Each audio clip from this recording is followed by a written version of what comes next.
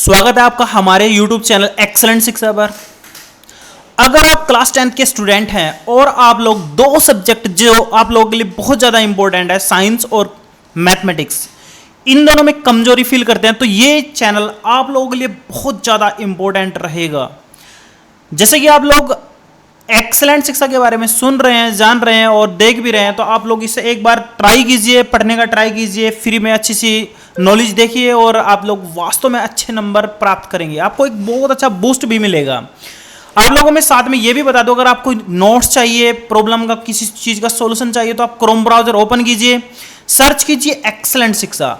जैसे आप एक्सेलेंट शिक्षा सर्च करेंगे तो सबसे पहले आपको हमारी ये वेबसाइट मिल जाएगी, दूसरे नंबर पर हमारा यूट्यूब चैनल मिल जाएगा। तो आप हमारी वेबसाइट में आइए, वेबसाइट में आने के बाद आपको ऐसा इंटरफेस देखने को मिलेगा, ठीक है। अगर आप मोबाइल में है तो आपको मोबाइल फ्रेंडली इसका इंटरफेस मिलेगा। उसमें जाकर के आप क्या करना, आप ये क्लास 10th में जाना, ठीक है। क्लास 10th में यहां से भी जा सकते हो, यहां से भी जा सकते हो। क्लास 10th में आप साइंस में जा सकते हो और जैसे ही साइंस में जाओगे तो आप लोग को ऐसा इंटरफेस देखने को मिलेगा। इसमें आप लोग किसी भी सब्जेक्ट, मतलब जैसे कि आपका केमिस्ट्री, फिजिक्स और बायोलॉजी, तीनों को अलग अलग बांट करके पढ़ते हैं ना, तो किसी भी पोर्शन को आप अच्छे से पढ़ सकते हैं, ठीक है। अभी हमारा चैप्टर चल रहा है रासायनिक अभिक्रियाएं एवं समीकरण। आज मैं इसको मतलब नेक्स्ट पार्ट आपको बताऊंगा, समझाऊंगा और एक एक टॉपिक को अच्छे से कवर करवाऊंगा। साथ में आपके साथ में कुछ क्वेश्चन भी सोल्व करेंगे जो बोर्ड में बहुत ज्यादा बार पूछे गए हैं। मैं आप लोगों से एक और रिक्वेस्ट करूंगा कि आप हमारे YouTube चैनल को सब्सक्राइब कीजिए और बेल आइकन जरूर प्रेस कीजिए, क्योंकि बेल आइकन अगर आप प्रेस करोगे तो जब भी कोई भी वीडियो डलेगी तो सबसे पहले नोटिफिकेशन आपको जाएगा। साथ में अगर आप क्लास 10th में हैं तो आप इस प्लेलिस्ट में जाइए, यहां पर आप अपने सब्जेक्ट की प्लेलिस्ट को बुकमार्क कर लीजिए। बुकमार्क कैसे करते हैं मैं आप लोगों को बता दूं। आप जैसे ये प्लेलिस्ट में गए, इस प्लेलिस्ट को आप जैसे यहां पर आ गए हैं तो यहां पर आप लोग यहां पर देखो, इधर देखो, यहां पे अगर आपके पास क्रोम ब्राउजर में यहां पर बुकमार्क का ये सीन होता है, ठीक है।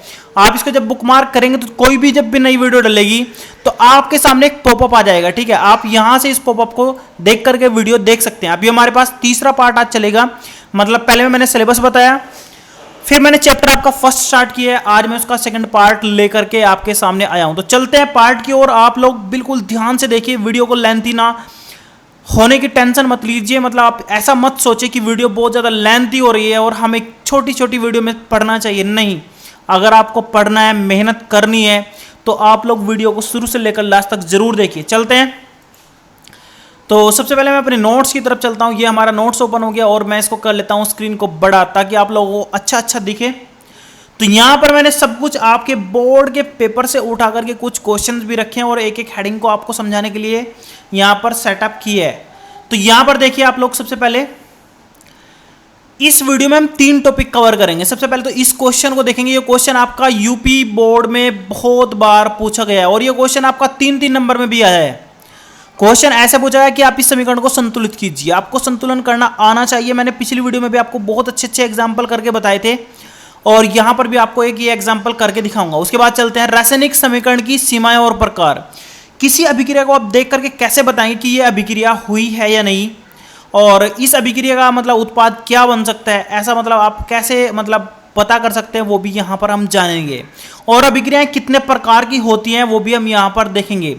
उसके बाद हम एक अभिक्रिया का प्रकार यहां पर जानेंगे, संयोजन अभिक्रिया। ये भी आप लोगों के लिए बहुत इंपॉर्टेंट है क्योंकि ये पिछले साल 2 नंबर का आया भी था। मैं आपके सामने क्वेश्चन पेपर भी सोल्व करवाऊंगा और आप लोग ध्यान से समझने की कोशिश जरूर करिए। तो सबसे पहले जो हमारे पास क्वेश्चन है कि अभिक्रिया को संतुलित कीजिए, इस क्वेश्चन को देखते हैं। इस क्वेश्चन में आपकी जो अभिक्रिया है वो है Fe प्लस H2O और आपका इधर क्या बन रहा है Fe3O4 प्लस H2। अगर आपने इससे पिछले वाली वीडियो देखी है तो वीडियो में देख करके आपको पता होना चाहिए कि सबसे पहले किस चीज को बैलेंस करना है। तो मैं आपको यहां पर बता दूं, सबसे पहले आपको ऑक्सीजन, दूसरे नंबर पर हाइड्रोजन, तीसरे नंबर पर जो बचे हैं ना, वो उन सबको क्या करना है, बैलेंस करना है, ठीक है। क्लियर। तो मैं सबसे पहले किस चीज को बैलेंस करूंगा, ऑक्सीजन को। तो पहले पार्ट में हम ऑक्सीजन को संतुलित करते हैं।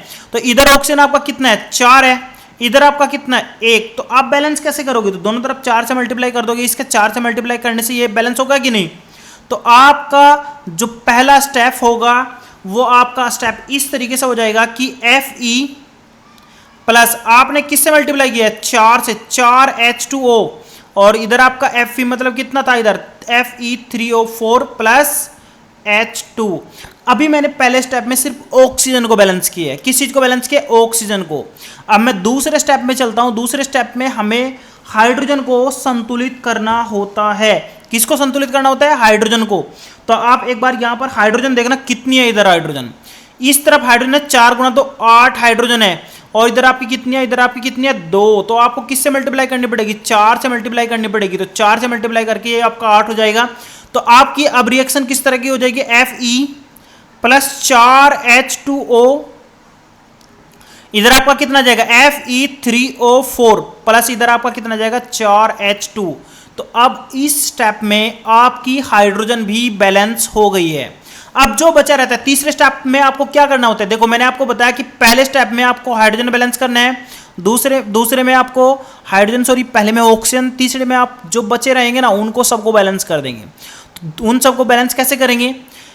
इधर देखिए, इधर आपका Fe कितना है? 3 है, तो इधर आपको कितना करना पड़ेगा? 3 करना पड़ेगा। तो तीसरा और फाइनल स्टेप आपका आ जाएगा 3Fe प्लस 4H2O, और आपका बैलेंस होने के बाद Fe3O4 प्लस 4H2। तो ये जो आपका फाइनल आउटपुट आया है ना निकल करके, यही आपका आंसर होगा। तो बिल्कुल भी आपको टेंशन नहीं लेनी है, आपके 4 नंबर बोर्ड में आराम से बन जाएंगे। बस आपको लॉजिक होना चाहिए। Logic number 1 oxygen, number 2 hydrogen, number 3 बचे हुए पदार्थ। तो क्लियर हो गया। अब थोड़ा सा आगे चलते हैं। नेक्स्ट जो हमारे पास है ना हेडिंग है रासायनिक समीकरण की सीमाएं। और भाई सीमाएं के साथ साथ आप लोग क्या देखेंगे? भाई प्रकार, कितने प्रकार की हो सकती हैं। देखो नंबर 1 पर हम सीमाएं देखेंगे। तो पहली सीमा आपको पता होनी चाहिए। नंबर 1 पर हम क्या देखेंगे? रासायनिक अभिक्रिया होगी या नहीं, इसके बारे में आपको पता होना चाहिए। भाई कैसे पता लगेगा रासायनिक अभिक्रिया होगी या नहीं? ठीक है। नंबर 2 में आप क्या देखें? रासायनिक अभिक्रिया की क्या दर है, इसके बारे में कुछ नहीं, मतलब हमें पता लग सकता है। देखो मैं आपको तीनों टॉपिक बता रहा हूं, तीनों को। सीमाओं में आप 3 चीजें याद रखेंगे। सीमाओं में आप 3 चीजें कौन कौन सी याद रखेंगे? कि किसी भी अभिक्रिया के बारे में आप पहले ये नहीं कह सकते कि ये अभिक्रिया होगी या नहीं। सीमाएं बता रहा हूं आपको। रासायनिक अभिक्रिया की 3 सीमाएं होती है। नंबर 1, आप किसी भी अभिक्रिया को देख के ये नहीं कह सकते, 100% आप ये नहीं कर सकते कि ये होगी या नहीं। ठीक है। नंबर 2 उसमें क्या बताया? किसी अभिक्रिया के बारे में आप वेग के बारे में कोई भी ज्ञान पहले नहीं दे सकते कि इस अभिक्रिया की दर क्या होगी, मतलब कितनी स्पीड से ये होगी, किसके बारे में आप कुछ भी आकलन पहले से नहीं लगा सकते जब तक कि आप उसका एक्सपेरिमेंट ना कर पाए। तो आप क्या कर देंगे? यहाँ पर वेग की दर भी, उसकी संभावना कुछ नहीं होती। तीसरे अभिक्रिया के बारे में बताऊं आपको। तीसरा जो टॉपिक है, तीसरा सबसे ज्यादा टॉपिक ये है कि आप किसी अभिक्रिया के बारे में ये नहीं कह सकते कि ये 100% कंप्लीट होगी, ये 100% कंप्लीट होगी। तो इसका एक अच्छे से एग्जांपल ले लेते हैं। नंबर 1 में आपका एक एग्जांपल ले लेता हूं, बहुत अच्छा एग्जांपल है, आप इस बात को समझने की कोशिश कीजिए। नंबर 1, मैं कहूं कि तेल और पानी को आपस में मिला दीजिए, तो आप लोगों के दिमाग में क्या बात आएगी? नंबर 1, ये होगी या नहीं, इसके बारे में सोचेंगे, भाई नहीं होगी। ठीक है। नंबर 2, वेग की दर क्या होगी, मिलने की घुलने की दर क्या होगी, आप इसके बारे में कह ही नहीं सकते क्योंकि वो भाई घुलेगा ही नहीं, आपस में मिलेगा नहीं, तो इसकी दर के बारे में कुछ नहीं कह सकते। नंबर 3, ये 100% कंप्लीट नहीं होगी, इसके बारे में भी आप कह सकते हैं कि तेल पानी में घुलेगा ही नहीं, तो इसका मतलब ये इसकी क्या है भाई? सीमाएं हैं। सीमाएं आपको 3 मैंने बताई है। नंबर 1, आप किसी अभिक्रिया को देख करके ये नहीं कह सकते कि ये होगी या नहीं, कंफर्म नहीं है 100%, लेकिन कभी हो सकती है, कभी नहीं हो सकती है, ये भी इसकी सीमाएं हैं। नंबर 2, उसके दर के बारे में आप कॉन्फिडेंस नहीं हो सकते हैं। ठीक है। जब तक आप एक्सपेरिमेंट नहीं कर लेंगे तब तक आप उसके बारे में कह नहीं सकते कि इसकी दर ये होगी। तीसरी बात, कोई भी अभिक्रिया 100% कंप्लीट नहीं होती है, ये भी इसकी एक क्या है? सीमाएं हैं। ठीक है। आगे चलते हैं प्रकार। प्रकार में हमारे पास बहुत सारे प्रकार होते हैं। अभिक्रिया के बहुत सारे प्रकार होंगे जिनको मैं एक एक करके आपको समझाऊंगा। सबसे पहले अभिक्रिया का प्रकार हम यहां पर पढ़ेंगे, संयोजन अभिक्रिया। ये आपका बोर्ड में 2 नंबर का बहुत बार क्वेश्चन पूछा गया है। आपको पता होना चाहिए कि संयोजन अभिक्रिया क्या होती है। संयोजन, अगर मैं कहूं कि संयोजन का मतलब क्या होता है, संयोजन का मतलब होता है जोड़। आप बिल्कुल सिंपल सी मैथमेटिक्स की लैंग्वेज में चलिए, संयोजन का मतलब होता है जोड़ना। अगर मैं कहूं 2 और 3 का संयोजन क्या होगा, तो आप क्या बोलेंगे? 5 होगा। ये किसकी भाषा है? मैथ्स की। ठीक, केमिस्ट्री में भी आप संयोजन मान सकते हैं। संयोजन का मतलब क्या होता है? जब कोई 2 या 2 से अधिक पदार्थ, जैसे मैं आपका ले 1 2 3, जब दो या दो से अधिक पदार्थ मिल करके किसी एक उत्पाद का निर्माण करते हैं तो उस अभिक्रिया को संयोजन अभिक्रिया कहते हैं। क्लियर, समझ में आ गया होगा। जब दो या दो से अधिक तत्व अभिकारक पदार्थ आपस में मिलकर के संयुक्त होकर के एक यौगिक बनाते हैं, एक यौगिक बनाते हैं, ठीक है, तो वो अभिक्रिया आपकी क्या होगी? संयोजन अभिक्रिया होगी। इसके एग्जांपल आप लोगों को बहुत सारे मिल सकते हैं, जैसे मैं अच्छे अच्छे एग्जांपल बताता हूं आपको। पहले हमने पढ़ा था, क्या पढ़ा था कि H2 प्लस I2, तो आप बताएंगे भाई क्या बनेगा? आप बनेगा हाइड्रोजन आयोडाइड। बैलेंस करना आपको सीखना चाहिए, आप प्रैक्टिस करोगे तभी तो आपका आएगा। इधर दो हाइड्रोजन है, इधर दो करनी पड़ेगी, तो दो से मल्टीप्लाई हो जाएगी, तो ये सब कुछ आपका बैलेंस हो गया है। तो इस अभिक्रिया में दो तत्व आपस में मिलकर के एक किसी यौगिक का निर्माण कर रहे हैं, तो इसका मतलब आपका कौन सी अभिक्रिया है? संयोजन अभिक्रिया है। अभी एक और अभिक्रिया के बारे में मैंने आप लोगों को पहले ही बताया, उस अभिक्रिया को भी देख लेते हैं। वो अभिक्रिया आपकी है, देखो अभिक्रिया कौन सी है, आप लोग उस अभिक्रिया के बारे में जानते हैं। मैंने बताया था कि मैग्नीशियम प्लस ऑक्सीजन को जब आप मिलाओगे तो मैग्नीशियम ऑक्साइड बनता है, MgO बनता है।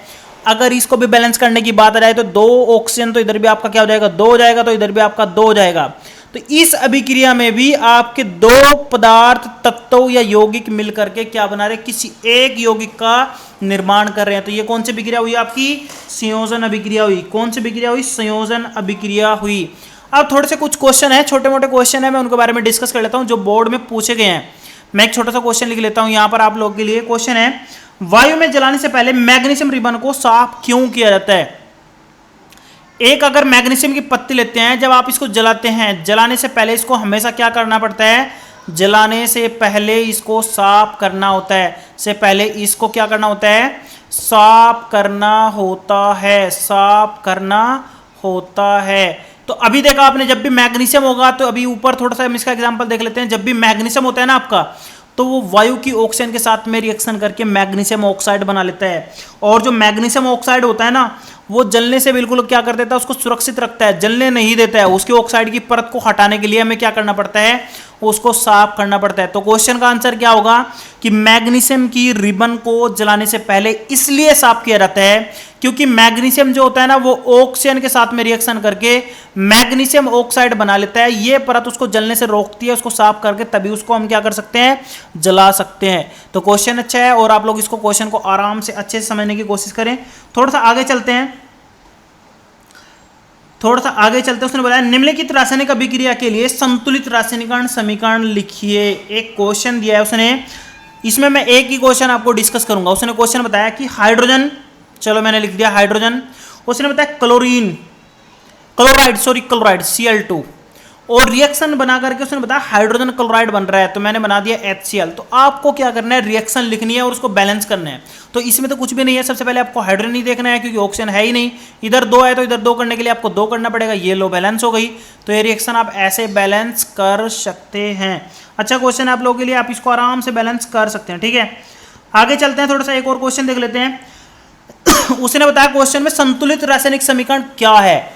संतुलित रासायनिक समीकरण के बारे में मैंने पिछली वीडियो में बताया था, आप वहां से देख करके इसको आंसर देख सकते हैं, मतलब दे सकते हैं अपने से। आज के लिए सिर्फ इतना ही। आप लोगों को अगर वैल्यूएबल इंफॉर्मेशन मिल रही है और क्वेश्चन अच्छे से समझ में आ रहे हैं तो आप लोग चैनल को सब्सक्राइब जरूर कर लेना, ठीक है। ये आप लोगों के लिए बहुत ज़्यादा इंपॉर्टेंट चैनल है और बोर्ड की प्रिपरेशन आप लोगों के लिए बहुत बेहतर रहेगी। और मैं रेगुलर वीडियो भी देता रहूँगा। मैं कहीं घूमने के लिए गया था, उसकी वजह से लेट हो गया, ठीक है। कोई बात नहीं, आज के लिए इतना ही, फिर मिलेंगे किसी नेक्स्ट वीडियो में। Thank you.